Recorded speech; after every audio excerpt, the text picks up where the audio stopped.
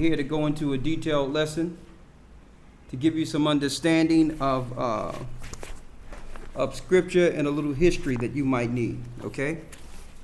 And it's important to understand history. That's the biggest, what I would call, that was one of the biggest tools used to keep our people enslaved. One of the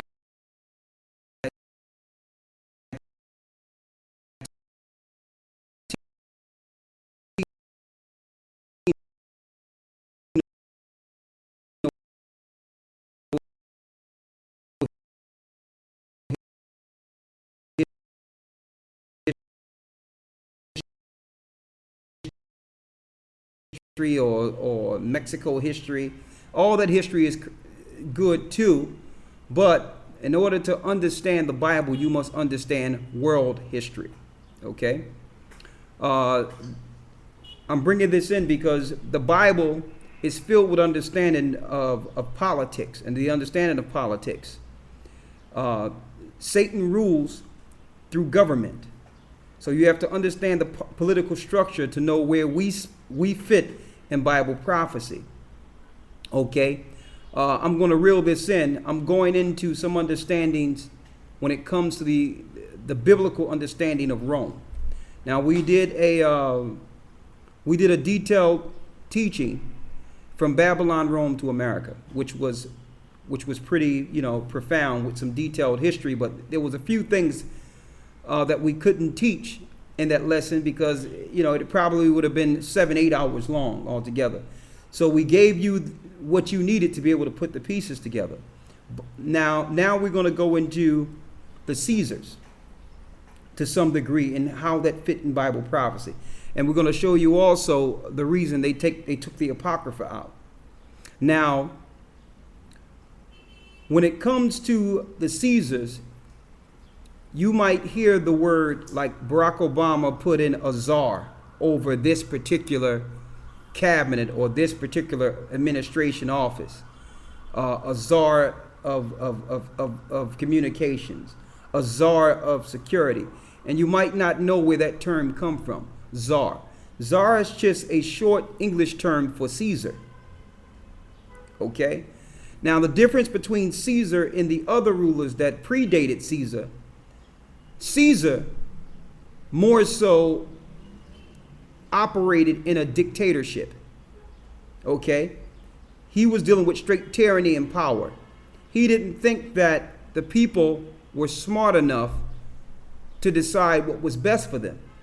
So him being a governor or an overseer or what you would call today a president thought that the government should actually think for the people.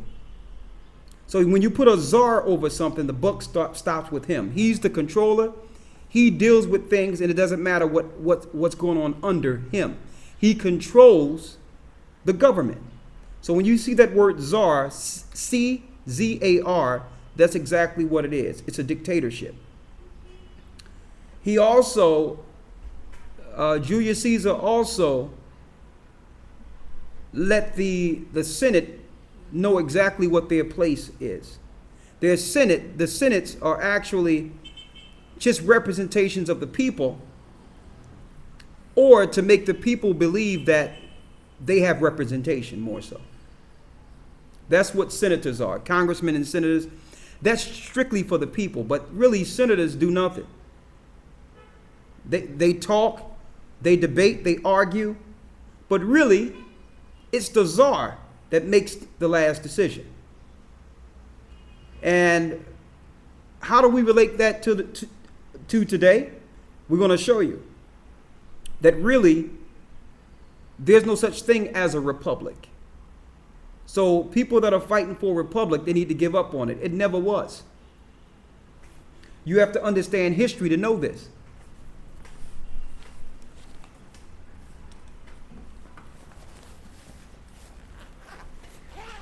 Now, Rome became a great power, a great superpower in the earth. And it wasn't their religion that made them powerful. There's a statement a government is only as powerful as their military. Now, when you examine this, what made Rome greater than the other beasts or governments of the earth is because they understood warfare on a high level. Now, the Romans are children of Idumeans. They're Edom. Okay? The Romans. They understood the warfare. And government started to understand and mimic how they do war. And at one point, Rome was almost destroyed based on that, because other governments started picking up their tactics and their ways and how they deal with certain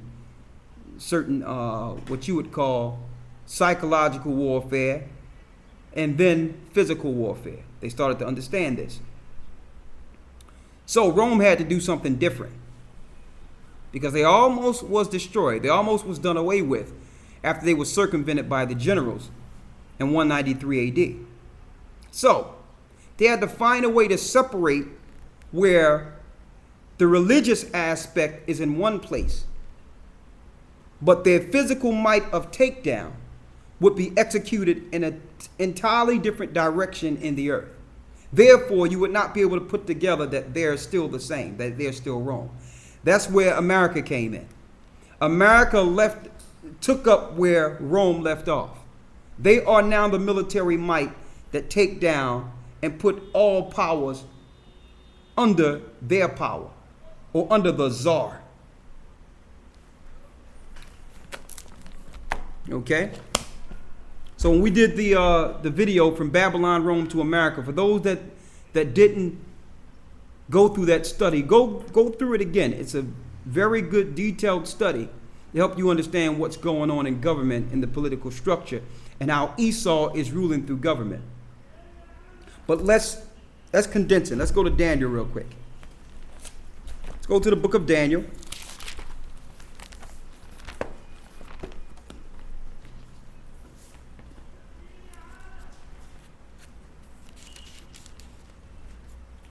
We're going to Daniel 7, and we will be using the Apocrypha today, and this is going to show you how important the Apocrypha is also, if you haven't figured that out already. Don't let anyone tell you that the Apocrypha is not canonical. The Apocrypha it's not spiritually inspired. Anyone that reads that book understand how spiritually inspired you would become if you read that information. Okay? Okay, we're going to go straight to the Roman beast, which is the fourth beast. Started Daniel 7 and 7. Can you close that for me, please? Hold up, I got it. Close that? No. Let them do it. Go ahead. Thank you.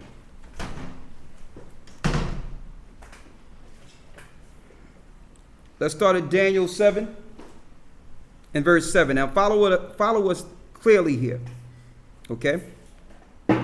Read. Daniel chapter 7 verse 7. After this I saw in the night visions, and behold, a fourth beast, dreadful and terrible, and strong exceedingly, and it had great iron teeth, and it devoured and brake into pieces, and stamped the residue with feet of it. And it was diverse from all the other beasts that were before it, and it had 10 horns. So this one beast was diverse, which means different than all other beasts before it. Now, when you go into beasts, it's talking about empires. You had the Babylonian Assyrian Empire, the Persian Medo Empire. Then shortly thereafter, you had the Greek Empire. Then you had the fourth beast.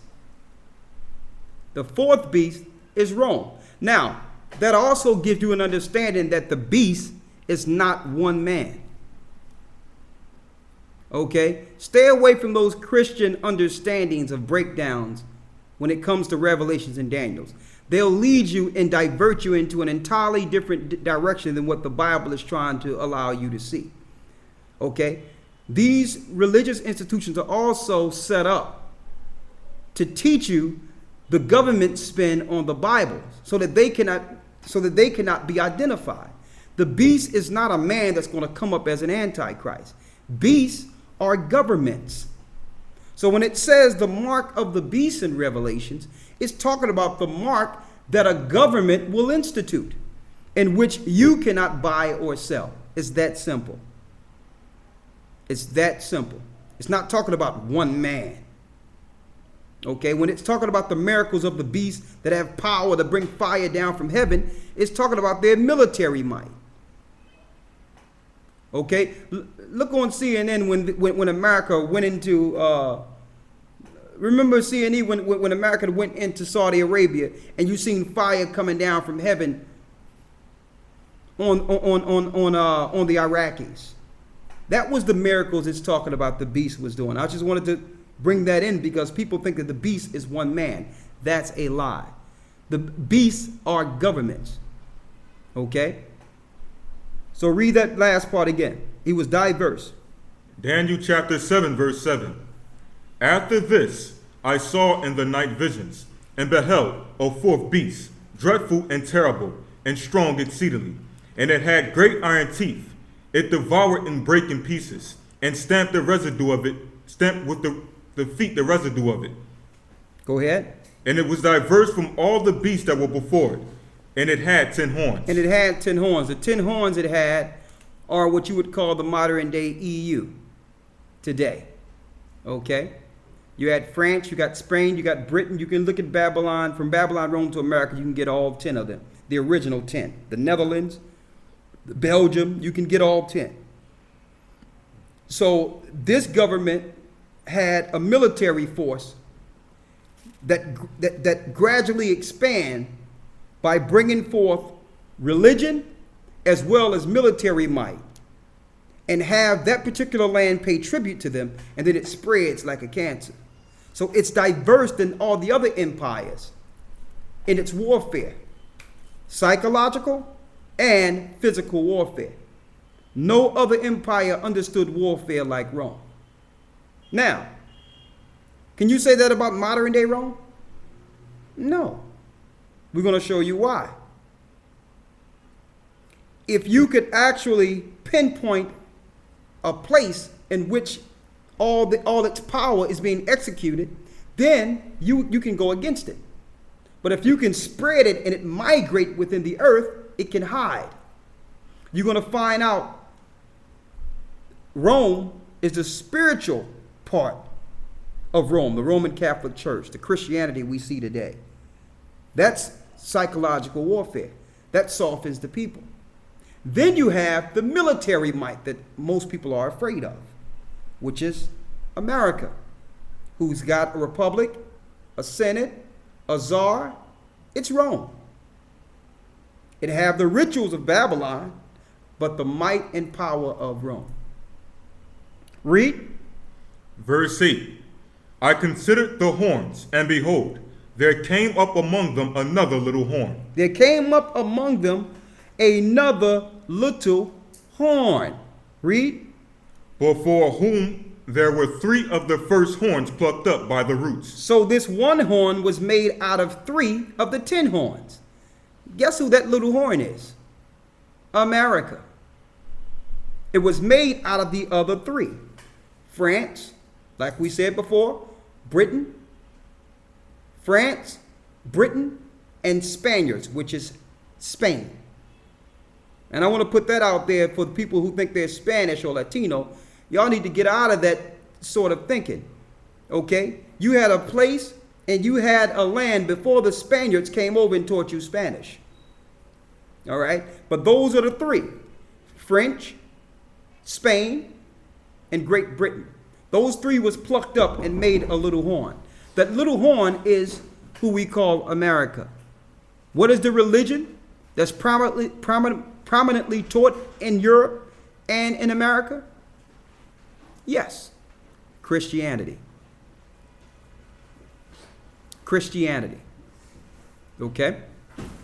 Go ahead. Daniel chapter 7, verse 8. I considered the horns, and behold, there came up among them another little horn, before whom there were 3 of the first horns plucked up by the roots. Go ahead. And behold, in this horn were eyes like the eyes of a man, and a mouth speaking great things. And a mouth speaking great things. That mouth speaking great things is to change laws contained in the Bible. They would have a government that would vice the Bible. Okay? And when you look at the American institution of how it was established on laws. Why did they need new laws when the laws were already contained in the Bible? Think about that. So they are speaking things and bringing forth legislation against the laws in the Bible.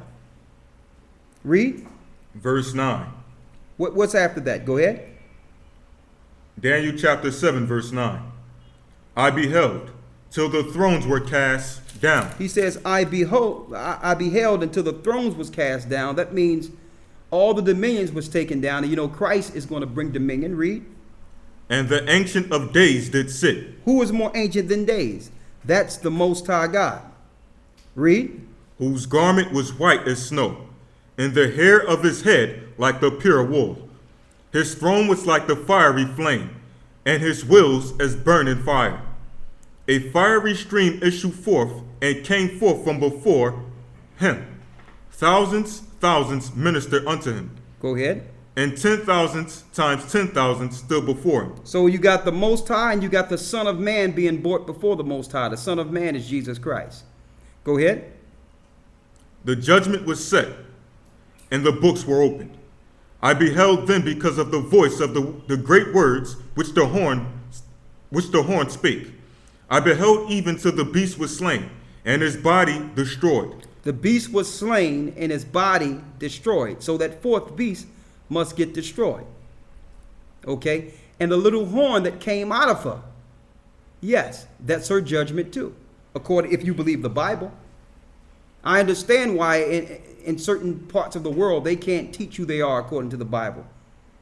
They can't teach that they are the governments in the Bible, because it's showing the end result. It's showing where they'll be when Christ returns. And it's also showing that they were built, or they were grafted and made to come up against Christ himself from their inception. It also shows that. So they can't teach you that, okay, this government is this particular people in the Bible. This government is this particular people in the Bible. They can't teach that. Or they will be revealing that they are operating with Satan. Okay, so usually they pay these so-called, what you would call doctors, a theologian, to come forth and just bring forth questions. Could it be that this is that? Could it be that this is the Antichrist? So they'll put things out there, but they'll never let you surely know for sure if these governments are actually the people or governments that are written of in the Bible that will soon be judged by the Most High. They refuse to teach that. Read on. Daniel chapter 7, verse 11. Go ahead. I beheld then, because of the voice of the great words which the horn spake,